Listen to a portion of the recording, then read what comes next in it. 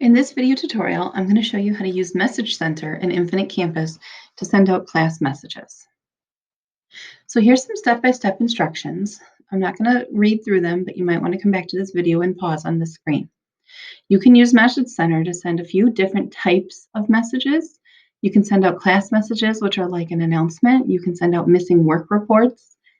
Okay, so once you're logged into Infinite Campus, you're going to want to come over here and you're going to want to select to the instruction side of Infinite Campus.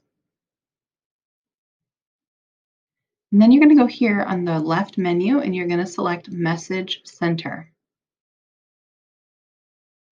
Up here at the top, you're going to click the New button, and that opens up this pop-up window where you can select your message. All right, so like I mentioned, there are a few different types of messages that you can do. You can do a class message, which is like an announcement to your whole class. You can also do this missing assignment message, which sends a list of that student's missing assignments to them. The grades message, I don't find to be super helpful. It just says, hey, your grades have been updated, go to Infinite Campus and check them. I don't really like that one. So let's go ahead and just do a class message. And then the thing to remember is you can adjust the date and time. So let's say you want to schedule this to go out on like Friday. You can do that and select a different date. You want to do a time so that it goes out, a few minutes after school is out.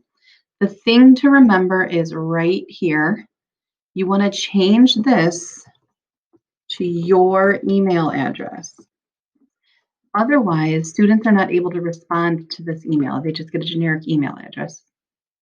All right, so you're going to give it a topic. You're going to make a message.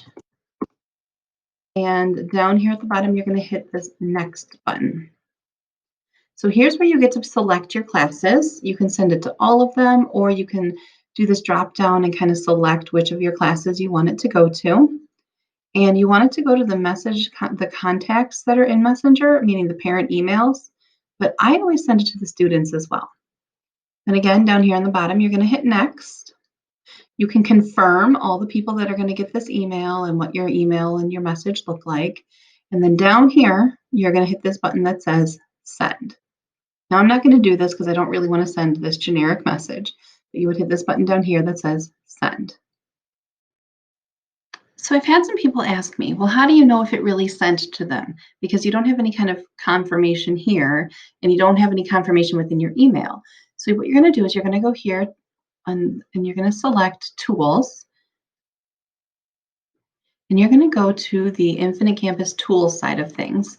And right here on the left menu bar where it says Messenger, you can do Sent Message Log. And when you click that, in this list, you'll see a list of all the messages you have sent. Now you can change the dates, and then it'll show you all the messages that you have sent. All right, so remember, change the reply to email when you're working on a message. That way, students have your work email address and parents can respond to that email.